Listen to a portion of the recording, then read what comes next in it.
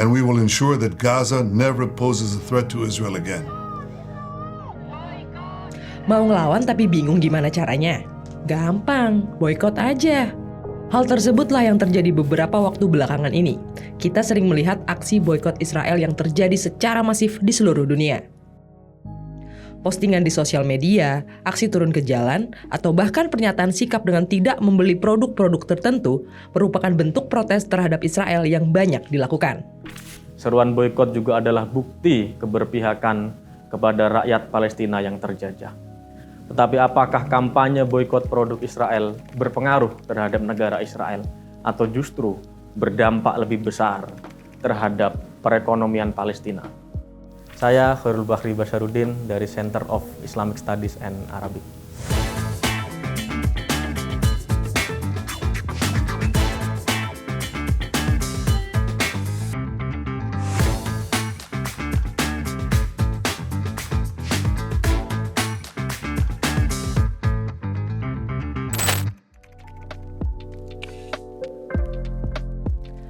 Baru-baru ini, beberapa kalangan dari dunia pendidikan di Inggris melakukan aksi boikot terhadap Israel.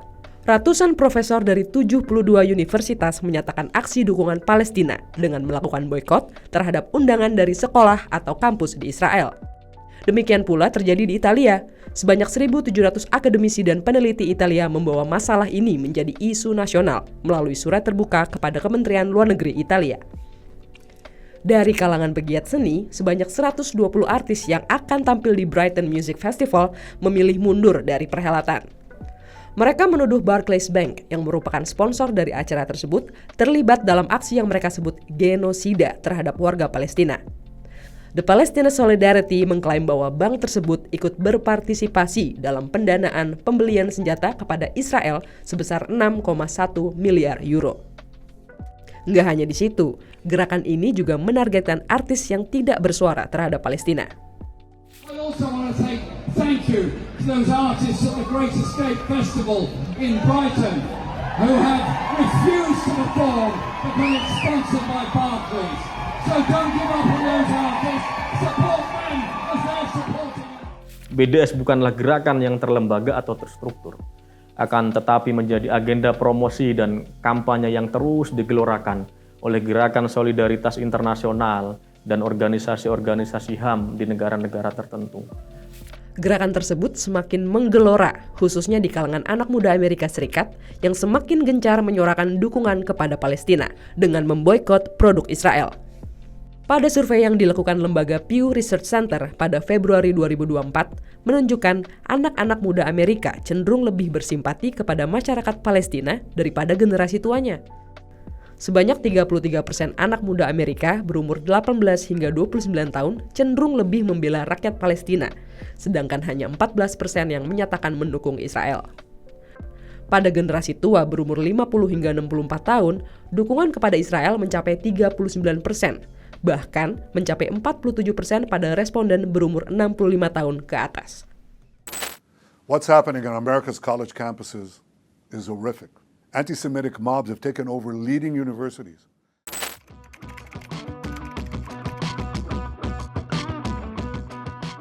Gerakan boikot atau protes tanpa kekerasan mengenai sanksi terhadap Israel dapat kita telusuri sejak tahun 2004. Tujuan utamanya adalah mengatasi meningkatnya masalah isolasi dan penjajahan atas Palestina. Gerakan boikot tersebut mengalami momentum puncaknya melalui pembentukan gerakan sosial BDS, boikot, divestasi, dan sanksi. BDS sendiri terinspirasi dari gerakan anti-apartheid di Afrika Selatan. Gerakan BDS dimaksudkan untuk menekan Israel agar mematuhi hukum internasional dan mengadvokasi kebebasan, perdamaian, dan keadilan bagi warga Palestina. Namun, Israel tetap bergeming dan tidak ambil pusing terhadap aksi tersebut. Meski demikian, bagi komunitas Muslim internasional, gerakan boikot terhadap Israel adalah cermin persatuan komunitas Muslim internasional. Selain itu, gerakan boikot juga memiliki landasan teologis. Pada umumnya, umat Islam memahami doktrin bahwa jika mereka melihat satu penjajahan, maka harus dilawan dengan tangan dan kekuasaan. Namun jika tidak mampu, maka harus dilawan dengan suara lantang. Tetapi jika tidak mampu juga, maka minimal mendoakan. Dan dari gerakan boikot tersebut, kita menemukan dua hal. Pertama, bahwa gerakan boikot membuktikan ketidakmampuan dunia melawan penjajahan Israel. Kedua, dunia tidak memiliki alternatif lain untuk melawan keganasan Israel di Palestina. Tapi dalam tanda kutip, dunia yang saya maksud terkhusus adalah dunia Arab dan Islam.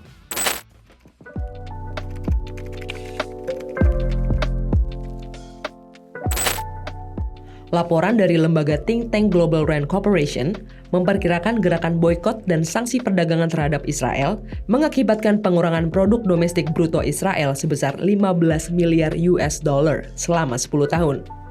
Jumlah ini mewakili sekitar 3% dari produk domestik bruto tahunan Israel yang mencapai 550-an miliar US dollar atau setara dengan 8.700 triliun rupiah dengan penurunan PDB per kapita sebesar 3,4%.